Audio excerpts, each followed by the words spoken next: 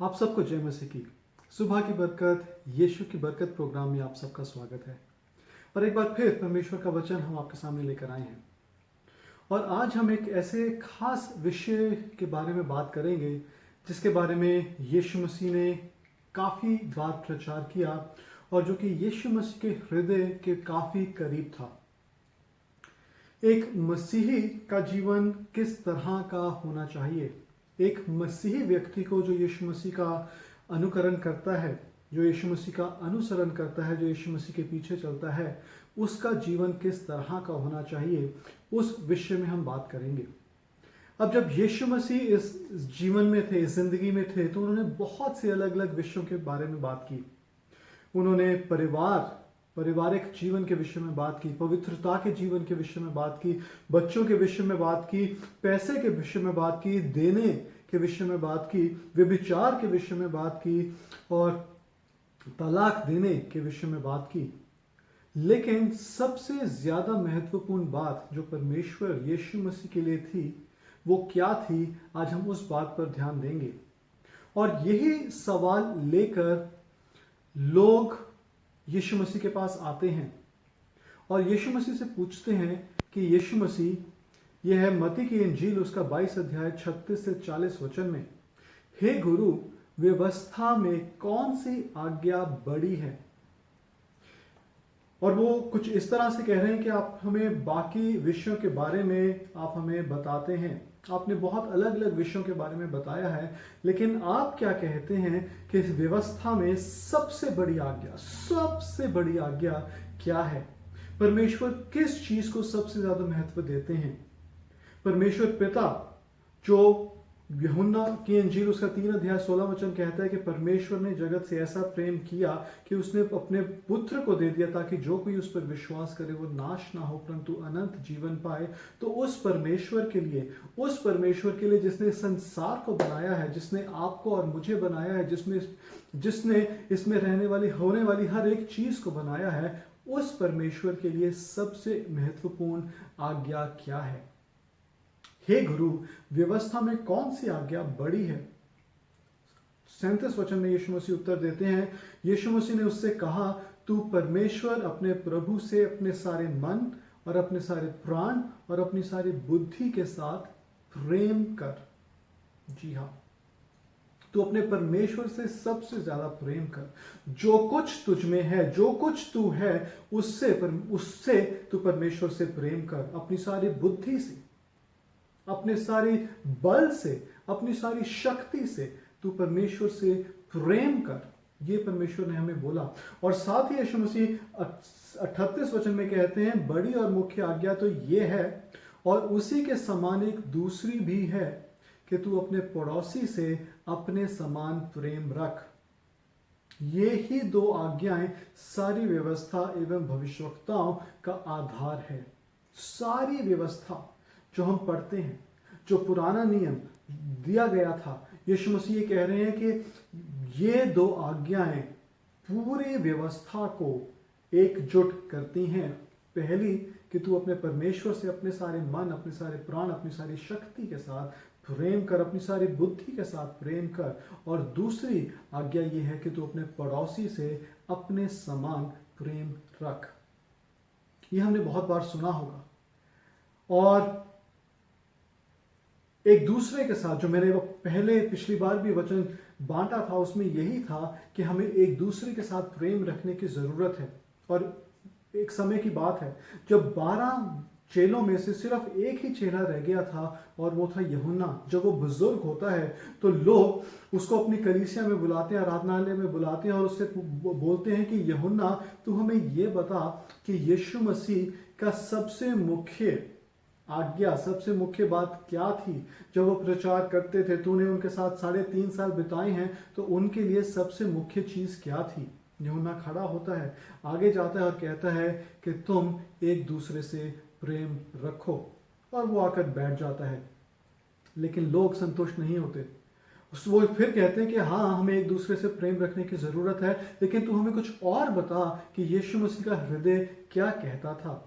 वो फिर खड़ा होता है और फिर वो यही कहता है कि तुम एक दूसरे से प्रेम रखो।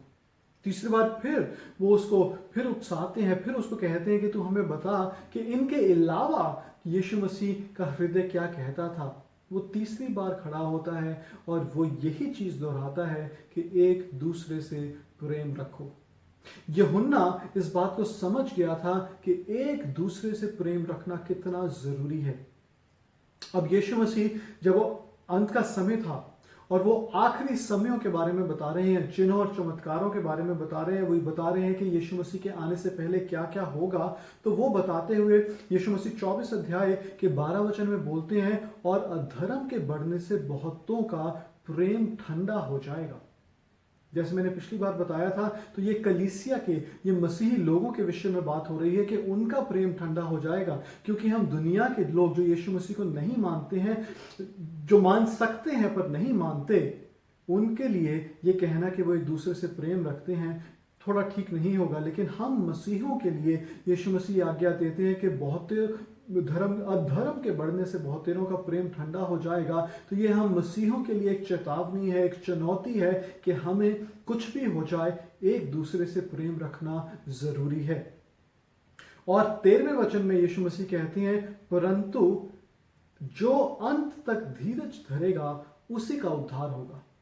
इसका मतलब बहुत साफ है कि हम दौड़नी तो शुरू करते हैं, जो स्टार्टिंग लाइन है हम उससे दौड़ना तो शुरू करते हैं और दौड़ते हैं और बहुत तेजी से दौड़ रहे हैं, लेकिन बाइबल कहती है जो अंत तक धीरज धरेगा उसी का उद्धार होगा। तो जो हमारा मसीही जीवन रूपी दौड़ है, उसमें यीशु मसीह कह रहे हैं कि हमें अंत तक धीरज धरने की जरूरत है, अंत तक हमें शांत रहने की जरूरत है, अंत तक हमें प्रेम करते रहने की जरूरत है।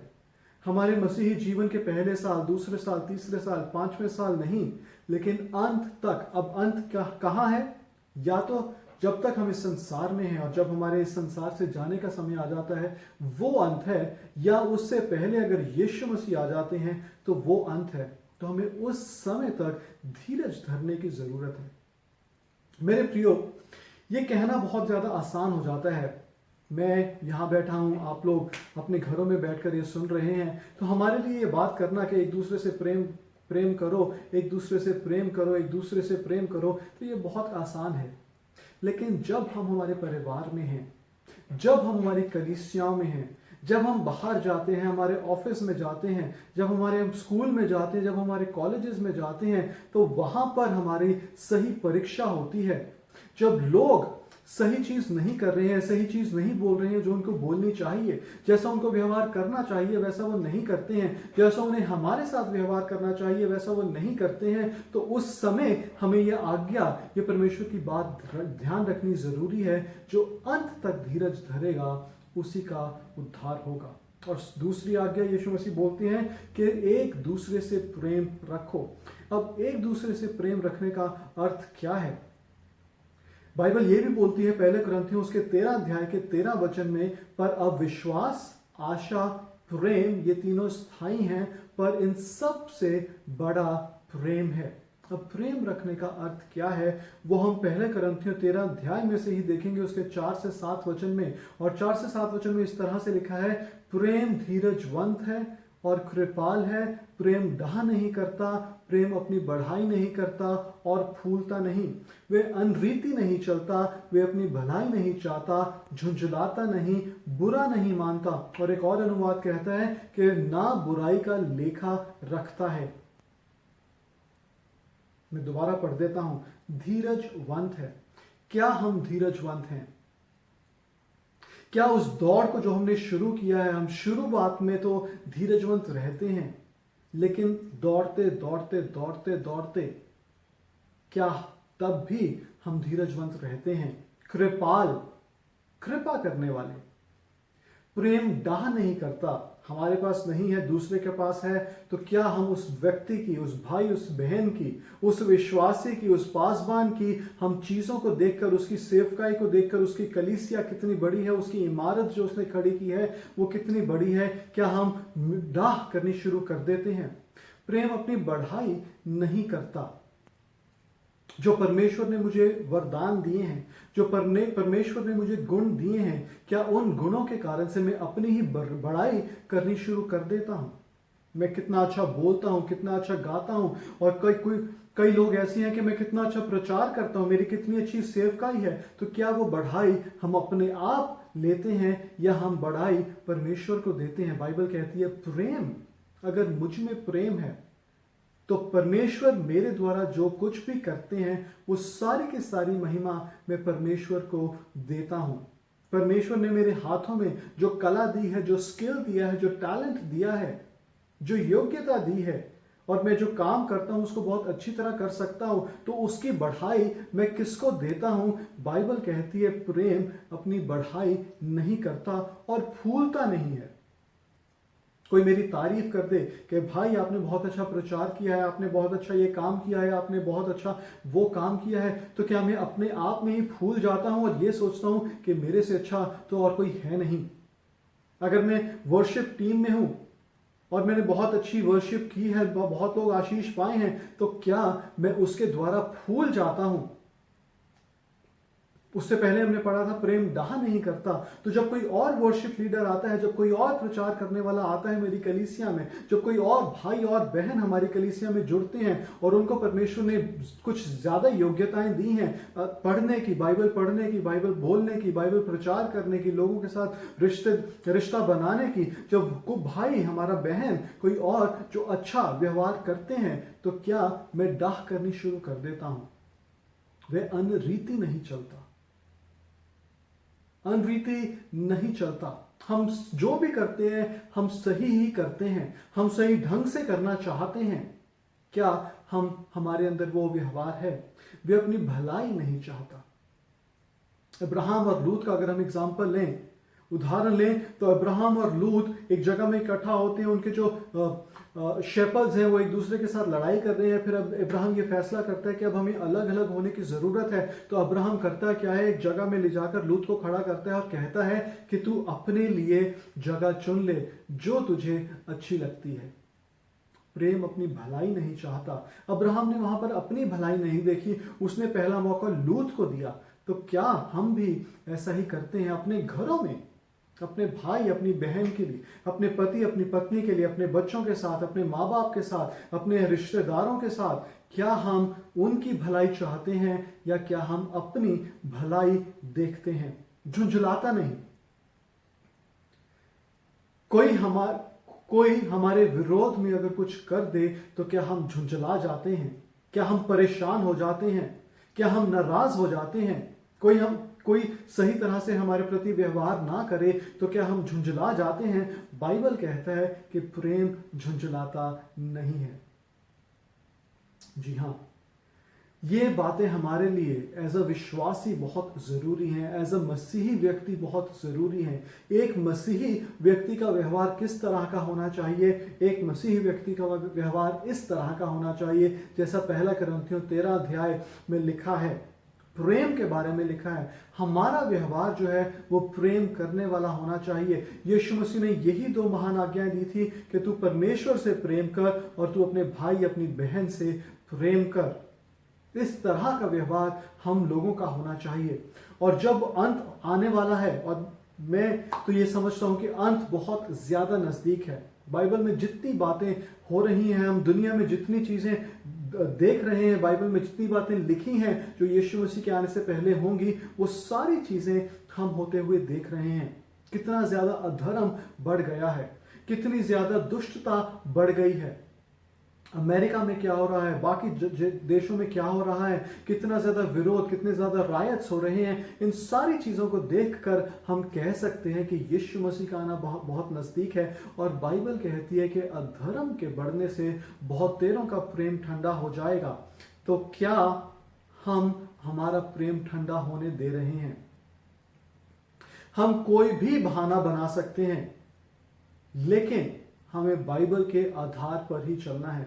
जब मैंने बहानों की बात की तो हम ये कह सकते हैं कि मेरा पति ऐसा है, मेरी पत्नी ऐसी है, मेरा भाई ऐसा है, मेरी बहन ऐसी है, मेरे बच्चे इस तरह से कर रहे हैं और मेरे पास पूरा अधिकार है, मेरे पास पूरे रीजंस हैं, मेरे पास पूरे कारण हैं नाराज होने के, झुंझलाने के, गुस्सा करने के, दुखी होने के।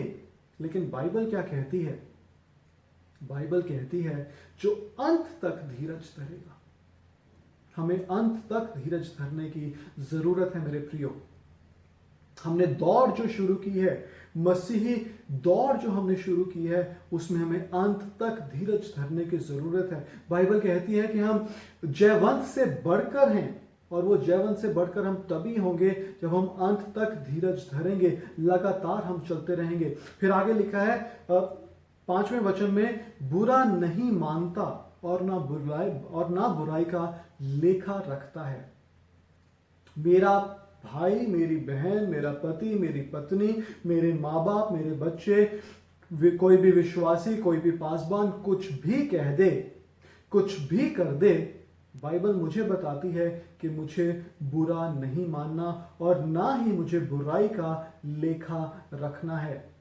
कल तुमने मेरे साथ ये किया, परसों तुमने मेरे साथ ये किया, एक हफ्ते पहले तुमने मेरे साथ ये किया, एक महीना पहले तुमने मेरे साथ ये किया, पिछले साल भी तुमने मेरे साथ ये किया था, पिछले हफ्ते भी तुमने मेरे साथ ये किया था। बाइबल कहती है कि बुराई का लेखा नहीं रखना। अब अगर हम परमेश्वर का उदाहरण लें, परमेश्वर और हमारे बीच में हम उस परिस्थिति को लें, तो कितनी बार इस तरह से हुआ है कि हमने पश्चाताप किया हो और फिर दोबारा लौटकर हमने वही गलती की, फिर हमने पश्चाताप किया, फिर हमने वही गलती की, और कितने सालों से ये हम करते आ रहे हैं। लेकिन अगर परमेश्वर हमारे साथ इस तरह का व्यवहार करें और परमेश्वर हमसे कहें कि देख, पिछले साल तूने इस तरह से किया था, पिछले साल भी तूने पश्चाताप किया था, पिछले साल भी तू मेरे सामने आया था, तू मेरे सामने गिड़गिड़ाया था, तूने मेरे सामने माफी मांगी थी, पिछले हफ्ते की ही बात है, तू मेरे सामने आकर गिड़गिड़ाया था, माफी मांगी थी। तो अगर परमेश्वर हमारे साथ इस तरह से करेगा और परमेश्वर हमारे लेखे को रखना शुरू करेगा, तो फिर हम कहां जाएंगे? तो बाइबल ये भी बताती है कि परमेश्वर ने हमारे पाप को जितना पश्चिम से पूर्व दूर है, उतनी ही दूर परमेश्वर ने कर दिए हैं, और ना पश्चिम पूर्व से कभी भी मिल नहीं सकता। वैसे ही जो परमेश्वर ने हमारे पाप हैं जो मिटा दिए हैं, परमेश्वर उनको दोबारा याद नहीं करते, वो दोबारा परमेश्वर के स्मरण नहीं आते। हमें भी वैसा ही करने की जरूरत है। क्या यह आसान है? नहीं, ये बिल्कुल भी आसान नहीं है। जब हमारे पति हमारी पत्नी के साथ रह रहे हैं, जब हम हमारे परिवार में रह रहे हैं, जब हमारे घर में रह रहे हैं, जब हमारी कलीसिया में रह रहे हैं, और उन्हीं लोगों को हम बार बार कलीसिया में आते देखते हैं, उन्हीं लोगों के साथ हम काम करते हैं, इतने सालों से उसी ऑफिस में हम काम कर रहे हैं, उसी स्कूल में हम रह रहे हैं, उसी कॉलेज में हम जाते हैं, और बार बार हमारे दोस्त, हमारे पत्नी, हमारे रिश्तेदार, हमारे पति वही गलतियां करते हैं, तो बार बार हम उनको किस तरह से माफ करें? लेकिन बाइबल बताती है कि हमें अनगिनत बार माफ करने की जरूरत है। हमें बुराई का लेखा नहीं रखना। आसान है? बिल्कुल भी आसान नहीं है मेरे प्रियो। लेकिन बाइबल यह बताती है कि मेरा अनुग्रह तुम्हारे लिए काफी है। परमेश्वर का अनुग्रह हमारे लिए काफी है। हमें परमेश्वर के अनुग्रह में जीने की जरूरत है। कुकर्म से आनंदित नहीं होता, परंतु सत्य से आनंदित होता है। क्या मेरे प्रियो हम कुकर्म से आनंदित होते हैं? अब यहां पर एक और खास बात मैं बताना चाहूंगा जो पिछले ही दिनों में परमेश्वर ने मुझ पर जाहिर की। कुकर्म से आनंदित होना, हम बड़े गर्व के साथ कह सकते हैं कि हम तो कुकर्म नहीं करते। और कुकर्म क्या है? गलत बातें करना, किसी भी प्रकार का कुकर्म करना जो कि सही नहीं है, जो कि गलत काम है। कुकर्म, गलत काम। और हम तो गलत काम नहीं करते, ठीक है, हम गलत काम नहीं करते, लेकिन क्या हम गलत काम होते हुए देखते हैं और उसमें आनंदित होते हैं? और बहुत से आप लोग बोलेंगे नहीं, हम कुकर्म को देखकर आनंदित नहीं होते, हम झुंझला जाते हैं, हमें अच्छा नहीं लगता जब कहीं कुकर्म हो रहा है। तो आज मेरा आपसे एक सवाल है कि हम जो मूवीज देखते हैं उनमें कितना कुकर्म होता है, और उन मूवीज को देखकर क्या हम आनंदित होते हैं, क्या हम हंसते हैं, क्या हम खुश होते हैं? जो वहां पर बहुत गंदा मजाक होता है, जो गंदे काम होते हैं, जो कुकर्म के काम होते हैं मूवीज में, क्या हम उनको देखकर खुश होते हैं? और क्या ऐसा नहीं है कि हम बार बार बार बार बार बार हम मूवीज देखना चाहते हैं? बाइबल कहती है कुकर्म से आनंदित नहीं होता। यहां पर करने से भी है और देखने से भी है। क्या हम कुकर्म देखने से आनंदित होते हैं? मूवीज में क्या होता है? खून, कत्ल, बलात्कार, चोरियां, गाली गलौज, अडल्ट्री, फॉर्निकेशन, ये सारी चीजें मूवीज में होती हैं। तो क्या हम उनको देखना चाहते हैं, देखना पसंद करते हैं, और क्या हम देखते हैं?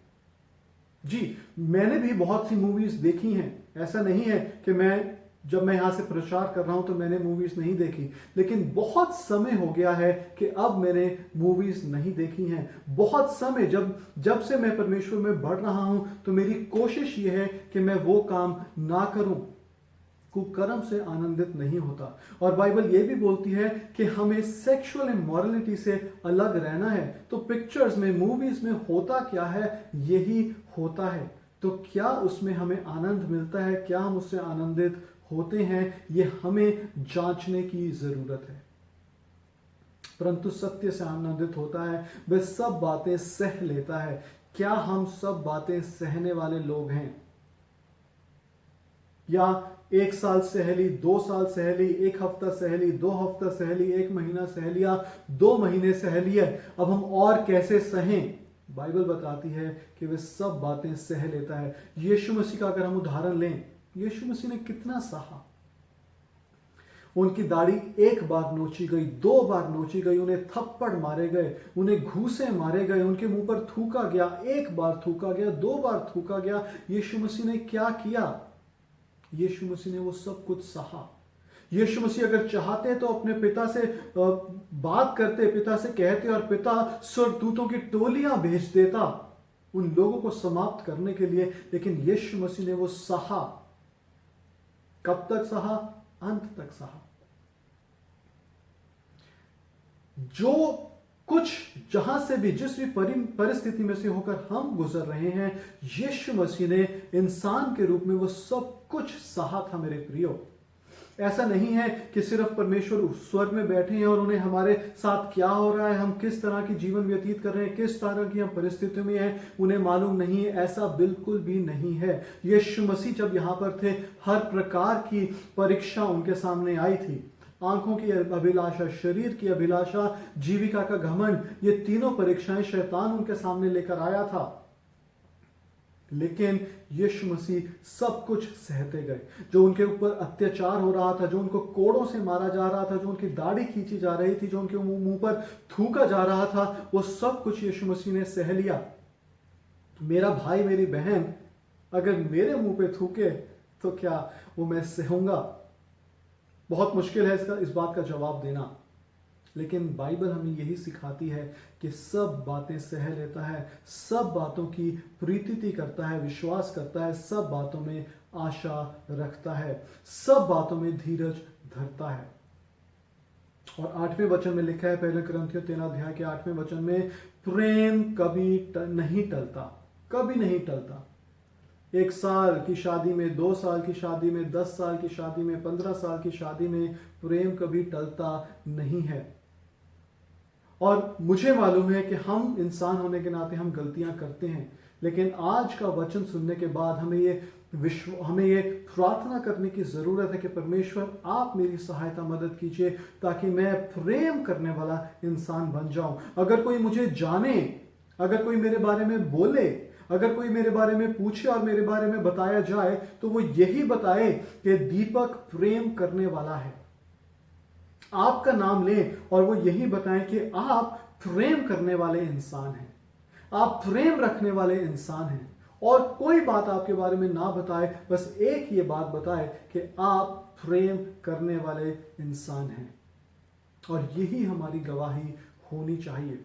जो हमने वचन पढ़ा कि विश्वास, आशा, प्रेम, ये तीनों स्थायी हैं, लेकिन इन सब में से बड़ा प्रेम है। हमारी यही गवाही होनी चाहिए कि हम प्रेम करने वाले व्यक्ति होने चाहिए। हमारी पहचान जो है एक मसीही व्यक्ति होने के नाते हमारी पहचान प्रेम करने वाले लोग होने चाहिए। अगर कोई मुझे जाने और मुझे ये बोले कि ये तो क्रिश्चियन है, ये मसीही व्यक्ति है, तो वो ये बात जरूर बोले कि वह व्यक्ति प्रेम करने वाला है। मेरी और आपकी पहचान यही होनी चाहिए यीशु मसीह में कि हम प्रेम करने वाले व्यक्ति हैं। और मेरे प्रियो, अगर हमने ये गलती की है और हम गलतियां करते हैं, तो आइए आप मेरे साथ प्रार्थना करें और हम परमेश्वर से क्षमा मांगें कि परमेश्वर आप मेरी सहायता मदद कीजिए। जो गलतियां मैंने की थी, जो मेरे भाई मेरी बहन को मैंने गलत बोला था, गलत देखा था, गलत सोचा था, जो मैंने बुराई का लेखा रखा था, उन सब से मैं परमेश्वर पश्चाताप करता हूं। आइए मेरे साथ प्रार्थना करें। पिता परमेश्वर, आप पवित्र परमेश्वर हैं और आपके वचन के अनुसार हम अपने आप को आपके सामने लेकर आते हैं और इस बात को हम इकरार करते हैं कि हमने गलतियां की हैं। हमने जो प्रेम होना चाहिए था, हमें जो प्रेम दिखाना चाहिए था, वो हमने नहीं दिखाया है। परमेश्वर, हम पश्चाताप करते हैं, हम आपसे माफी मांगते हैं कि आप हमें क्षमा कीजिए और उस प्रेम में चलने के लिए, उस प्रेम के अनुसार चलने के लिए जो यीशु मसीह में हमें मिला है, उसके अनुसार चलने के लिए आप हमें बुद्धि दीजिए, आप हमें सामर्थ्य दीजिए। प्रेम कभी नहीं टलता। परमेश्वर, इस बात को हमारे जीवनों से प्रकट करने के लिए आप हमें सामर्थ्य दीजिए। आपका वचन कहता है मेरा अनुग्रह तुम्हारे लिए काफी है। उस अनुग्रह में हमें चलने के लिए आप हमारी सहायता मदद कीजिए। धन्यवाद के साथ हम ये दुआ यीशु मसीह के नाम में मांगते हैं, आमीन। मेरे प्रियो, आप सबको जय मसीह की। परमेश्वर आपको बहुत बहुत आशीष दे।